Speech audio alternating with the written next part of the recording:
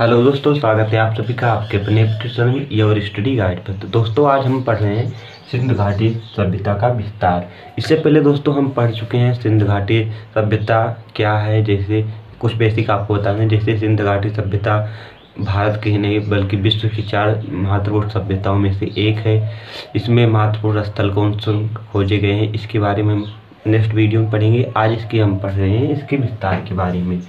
तो दोस्तों हम चलो पढ़ना करते हैं स्टार्ट। तो ये भारत का मैप है। ये ज़रूरी नहीं है कि आप सभी जो पढ़े रहेंगे वही पेपर में आएगा। कुछ क्वेश्चन ऐसे भी आते हैं जो आप सभी नहीं पढ़े हैं, तो जो ये क्वेश्चन को कर लेता है उसका ही पेपर अच्छा निकलता है।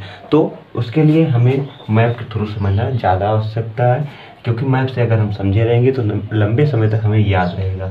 तो चलिए पढ़ना करते हैं स्टार्ट। तो ये भारत का मैप है। ये भारत का उत्तरी सिरा, ये दक्षिणी सिरा, ये पूर्वी सिरा और ये पश्चिमी सिरा। ये हमारा भारत है। और भारत ये हमारा पाकिस्तान जो कभी भारत का हिस्सा हुआ करता था। और इसके आगे ये अफगानिस्तान ही। जैसा कि दोस्तों हम नेक्स्ट वीडियो में पढ़ चुके हैं कि भारत में 900 से अधिक भारत में इसके राज्य पाए गए सिंधु घाटी सभ्यता के, और 500 के लगभग 500 के पास पाकिस्तान में पाए गए और 2 ही राज्य अफगानिस्तान में पाए गए। तो अफगानिस्तान में जो पाए गए उसे हम ध्यान लें, कभी गलती से अगर ऑब्जेक्टिव पूछ लिया जाए तो याद रहे। तो पहला है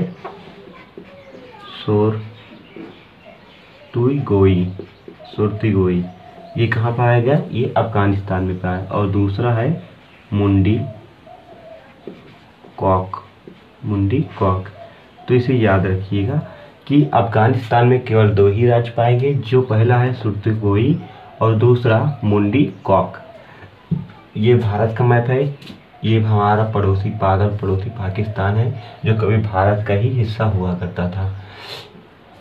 ये हमारी सिंधु नदी है, जो यहाँ बहते हुए तिब्बत से होते हुए बहते हुए अरब सागर में गिर रही है। ठीक है दोस्तों, चलिए अब पढ़ना करते हैं स्टार्ट। जम्मू कश्मीर में केवल एक ही राज्य हमारा पाया गया, जिसे कहते हैं मादा, जो सिंधु घाटी सभ्यता का सबसे उत्तरी ध्रुव है, मतलब सबसे उत्तरी बिंदु है। इसके उत्तर में कुछ नहीं पाया गया। तो ये किस नदी के पास है ये भी आपको याद होना चाहिए। ये किस नदी के पास है? तो ये चिनाब नदी के पास है। किस? चिनाब नदी के पास है। ये तो जरूर याद होना चाहिए, क्योंकि अगर इसमें हम दोस्तों ये नहीं बता रहे कि नहीं 8 लगभग 1000 स्थल पाए गए, तो उसमें सिर्फ जो महत्वपूर्ण है उसी को हम बता रहे हैं। तो ये तो महत्वपूर्ण काफ़ी है कि सिंधु सभ्यता का सबसे उत्तरी बिंदु कौन सा है? तो मादा है, जो चिनाब नदी के पास है, जो जम्मू कश्मीर में स्थित है। अब इसके नीचे आते हैं। ये हिमाचल प्रदेश में कोई नहीं पाया गया, इसे सिंबल के रूप में प्रयोग किया है तिक्कुल दिखाने के लिए। उत्तराखंड में कोई नहीं पाया, इसीलिए हमें इसे पढ़ने की कोई ज़रूरत नहीं है। अब आते हैं, पहले इसे देख लेते हैं। ये हमारा पंजाब है। पंजाब 2 भागों में विभाजित होता है, एक पूर्वी पंजाब जो भारत में स्थित है और एक पश्चिमी पंजाब जो पाकिस्तान में स्थित है। पाकिस्तान में भी इसका नाम पंजाब ही है। तो पाकिस्तान में एक राज्य पाया गया हड़प्पा। कौन सा दोस्तों? हड़प्पा, जो रावी नदी के पास पाया गया। किस? रावी नदी के पास। कई ऑब्जेक्टिव ये पूछ लिया जाता है कि हड़प्पा जो सिंधु घाटी सभ्यता में खोजा गया सबसे पहला स्थल है, वो किस नदी के पास पाया गया? तो हमारा पाया गया रावी नदी के पास। आपको ऑप्शन दे दिया जाएगा हड़प्पा किस नदी के पास खोजा गया। तो क्योंकि हम बार बार सिंधु घाटी सभ्यता ही पढ़ने हैं, तो पहला ऑप्शन दिया रहेगा सिंधु सभ्यता। तो आप सभी क्या टिक कर देंगे? सिंधु सभ्यता। लेकिन इसे याद रखना चाहिए कि हड़प्पा जो है जिसकी खोज दयाराम साहनी जी ने की थी, वो रावी नदी के पास है। किस नदी के पास है? रावी नदी के पास। तो ये पंजाब का पश्चिमी भाग है, जो पाकिस्तान में स्थित है। अब उसके नीचे आ जाएंगे। ये हमारा है पाकिस्तान। क्या है? पाकिस्तान में एक महत्वपूर्ण स्थल खोजा गया है, जिसका नाम है मोहन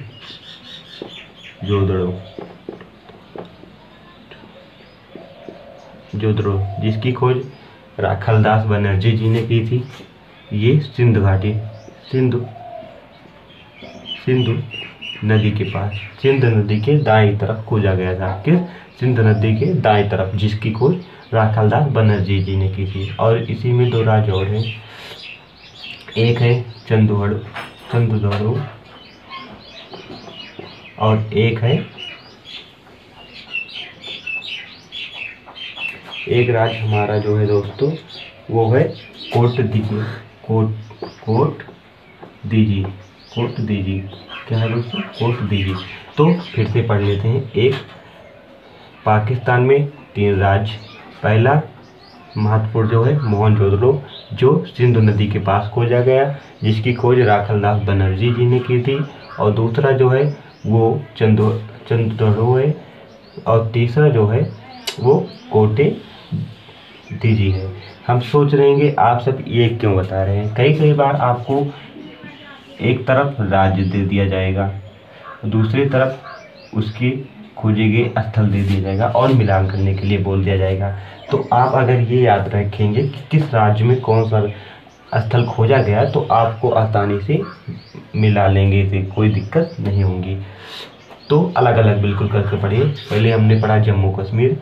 जम्मू कश्मीर में केवल एक ही स्थल खोजा गया, जो है मादा, जो चिनाब नदी के पास है।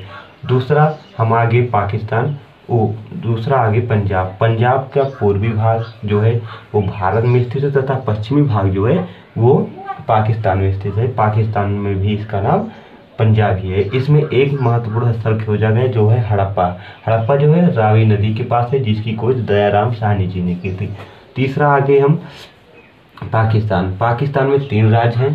पहला है मोहनजोदड़ो, जो सिंधु नदी के पास है, चंदुदड़ो, और तीसरा है कोटे दीजी। क्या है? कोटे दीजी। अब इसके बाद आ जाते हैं हरियाणा को पकड़ लें, यहाँ पर लिख लें दोस्तों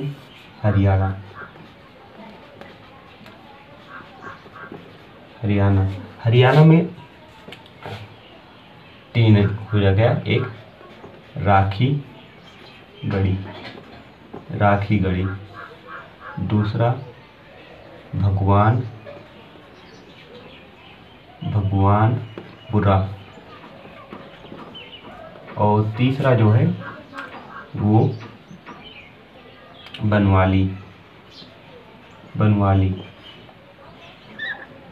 ये राखी गढ़ी काफ़ी इम्पोर्टेंट है, क्योंकि आप सभी से अगर ये पूछा जाए कि सिंधु घाटी में खोजा गया सबसे बड़ा राज्य कौन सा है, क्या सिंधु घाटी में खोजा गया सबसे बड़ा राज्य कौन सा है, तो हमारा है हड़प्पा।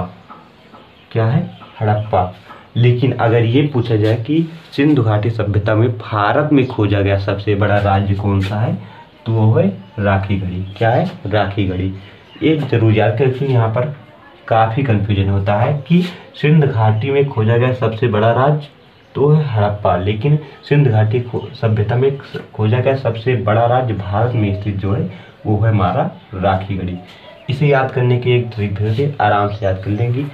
हरियाणा में गए, भगवान के नाम लिया और राखी बनवा ली। तो हरियाणा में गए, भगवानपुरा का नाम लिया और राखी बनवा ली, मतलब बंधवा ली। ठीक है, इसे आसानी से याद कर सकते हैं। तो हरियाणा भी हो गया। अब आते हैं पंजाब, जो भारत में स्थित है। तो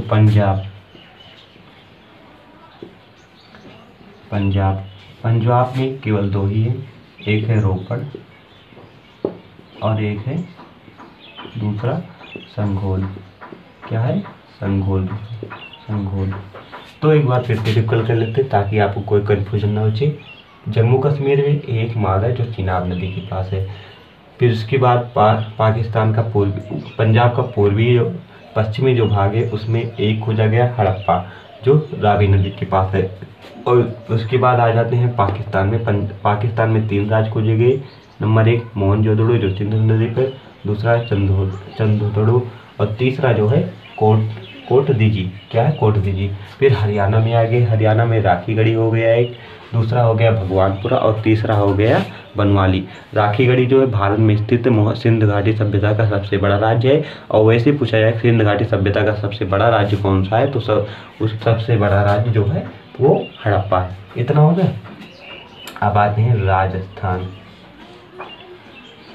राजस्थान आने से पहले हम पहले इसे पढ़ लें महाराष्ट्र, क्योंकि महाराष्ट्र में एक ही राज्य खोजा गया है, एक ही जो है महाराष्ट्र में कौन सा खोजा गया है, हम पहले आपको भी बता सकते हैं, बता चुके हैं, दाइमाबाद। दाइमाबाद जो सिंधु घाटी सभ्यता का सबसे दक्षिणी बिंदु है। क्या है, सबसे दक्षिणी है, तो वो क्या है, दाइमाबाद। जो किस नदी के पास है, तो वो गोदावरी नदी के तट पर स्थित है। किस नदी के, गोदावरी नदी के तट पर स्थित है। अब आ जाते हैं हम राजस्थान। राजस्थान आने से पहले हम इसे मिटा देते हैं।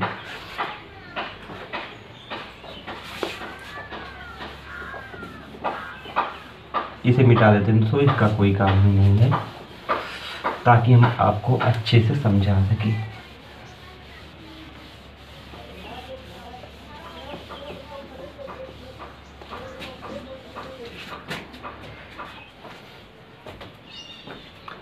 तो दोस्तों अब आते हैं राजस्थान। राजस्थान में कौन कौन से राज्य खोजे गए। तो राजस्थान में एक राज्य कालीबंगा। क्या दोस्तों, कालीबंगा। ये किस लिए प्रसिद्ध है, यहाँ काले रंग की चूड़ियाँ पाई गई। काले रंग की चूड़ियाँ पाई गई। कभी कभी इसके खोजकर्ता पूछ लिए जाते हैं, तो खोजकर्ता जो है इसके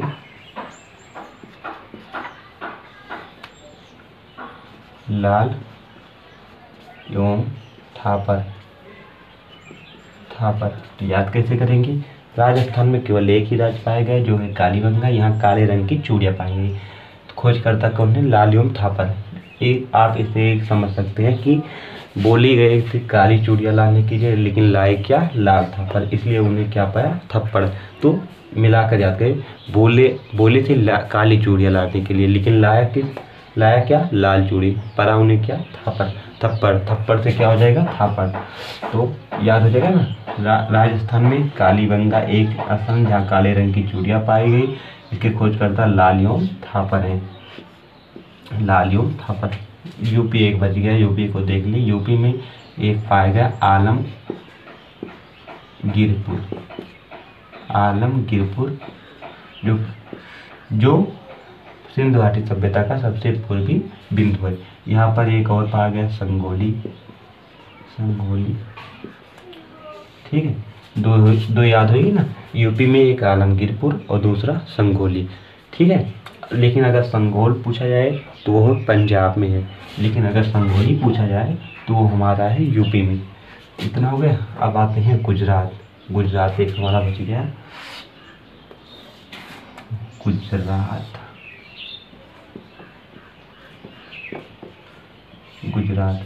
गुजरात में कौन से हैं, एक है लोथल, जो काफ़ी इम्पोर्टेंट है।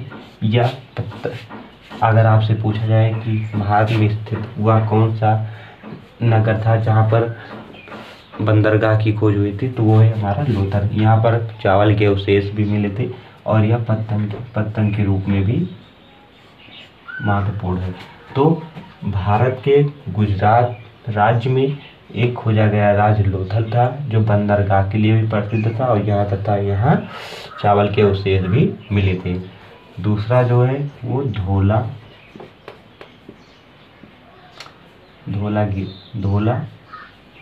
था, जो गुजरात में स्थित है।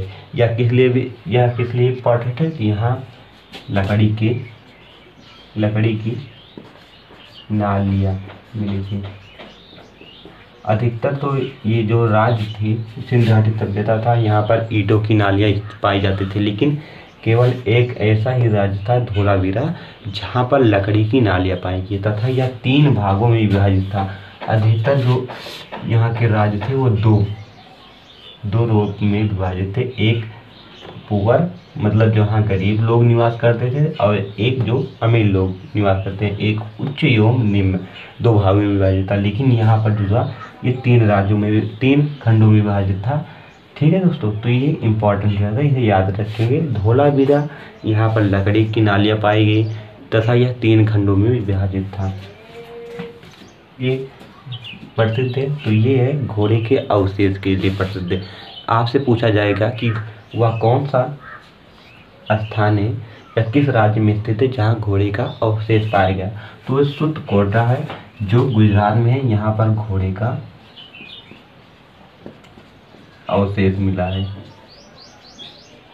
अवशेष मिला है। क्या मिला है? अवशेष। तो गुजरात में कौन कौन सा राज्य हुआ? लोथल जो पत्तन के लिए मतलब बंदरगाह के लिए प्रसिद्ध है। धोलावीरा जो लकड़ी की नालियों के लिए उन 3 खंडों में विभाजित है इसलिए प्रसिद्ध है। और तीसरा जो है वो सुतकोटा है जो घोड़े के अवशेष के लिए प्रसिद्ध है। और एक है भगवतराय स्थान है। और एक है रंगपुरा या यहाँ भी चावल के अवशेष पाए गए। चावल के अवशेष तो एक यहाँ पर लोथल में पाया गया था, दूसरा जो ये है रंगपुरा में। लोथल में एक और है, यहाँ पर जो है अग्निकुंड के भी साक्ष्य मिले हैं। किसके? अग्निकुंड के भी साक्ष्य मिले हैं। तो गुजरात में महत्वपूर्ण स्थल कौन कौन से हैं? लोथल, धोलावीरा, सुतकोटा और एक भगवतरा और एक रंगपुरा और एक है रोजदी। कौन से? रोजदी। तो इसे एक क्रम में याद रखेंगे, ज़्यादा आसान रहेगा। एक बार रिकॉल कर लें फिर आगे हम आपको बताते हैं। जम्मू कश्मीर में एक मादा मिला जो चिनाब नदी के पास है। फिर पंजाब का पूर्वी भाग तो भारत में है लेकिन पश्चिमी भाग जो है पाकिस्तान में है। तो पाकिस्तान में जो है एक स्थान को जगह हड़प्पा जो है वो रावी नदी के पास है। फिर उसके बाद पाकिस्तान के दाएं साइड जो है मोहनजोदड़ो पाया गया जो सिंध नदी के दाएं तरफ है। ये सिंध नदी के पास स्थित है। और बाईं तरफ चंद्रदौर और एक है कोटे दीजी। फिर राजस्थान में आ गए। राजस्थान में कालीबंगा जो है काली चूड़ियों के लिए प्रसिद्ध था। इसकी खोजकर्ता जो लालयुंग थापड़ थे। राजस्थान के बाद महाराष्ट्र में एक दायमाबाद जो गोदावरी नदी के पास स्थित है तथा सिंधु घाटी सभ्यता का सबसे दक्षिणी बिंदु है। फिर उसके बाद यूपी देख लेते हैं। यूपी में जो है आलमगीरपुर है आलमगीरपुर जो सबसे पूर्वी बिंदु सिंधु घाटी सभ्यता का है। और यह एक रंगोली भी स्थित है। फिर उसके बाद हम कहाँ? गुजरात में आ गए। गुजरात में लोथल, धोलावीरा, सुतकोटा जो घोड़े के अवशेष के लिए, भगवतराय, रंगपुरा और रोजदी स्थित है। चलिए दोस्तों इससे आगे बढ़ते हैं एक चार्ट के द्वारा। चलिए दोस्तों फिर अब देखते हैं कि इसके आखिर इतना बड़ा सभ्यता था तो इसके नगर किस प्रकार व्यवस्थित थे।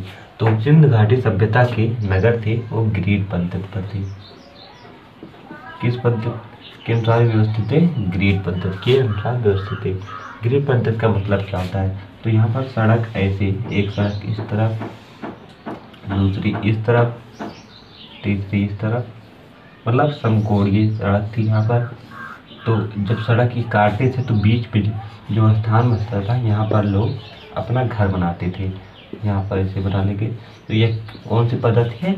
ये ग्रिड पद्धति है। ठीक है दोस्तों, नगर नियोजन बता दिए। नगर नियोजन 2 भाग में होते थे, एक पूर्वी भाग, एक पश्चिमी भाग।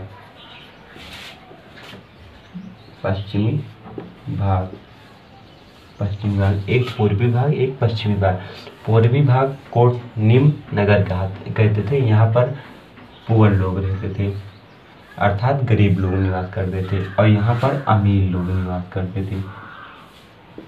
ये उच्च था। यहाँ पर ये नगर था ये नीचे स्थित था कुछ, और ये उसकी अपेक्षा में ऊपर था। यहाँ पर अमीर लोग निवास करते थे तथा यहाँ पर गरीब लोग निवास करते थे। इस सभ्यता के घर के बारे में बात कर लेते हैं। घर जो था वो ईंटों के बने थे।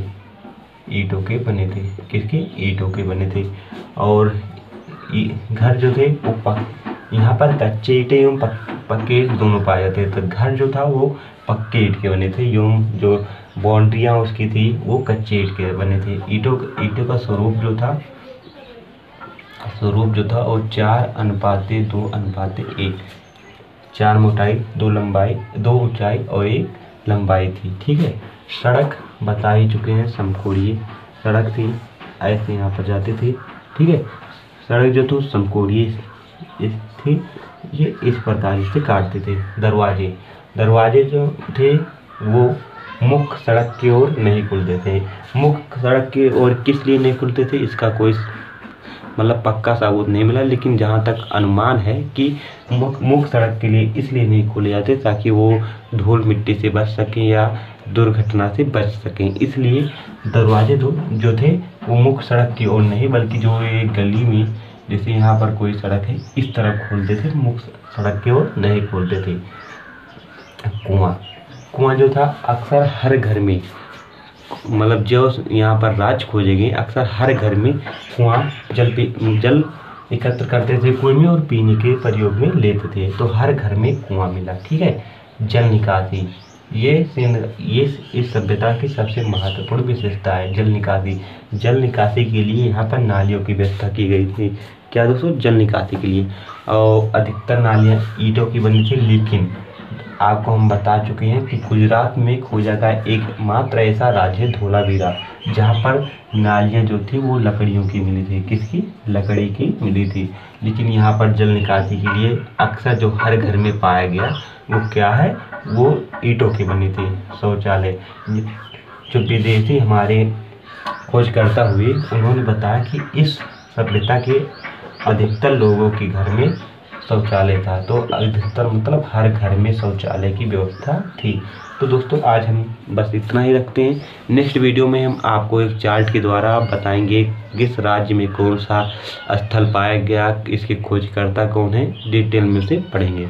आज के लिए बस इतना है। अगर दोस्तों वीडियो पसंद आए तो उसे लाइक, शेयर एवं सब्सक्राइब करना ना भूलिए और कमेंट बॉक्स में यह जरूर बताएं कि आपको वीडियो कैसे लगा। Thanks for watching this video.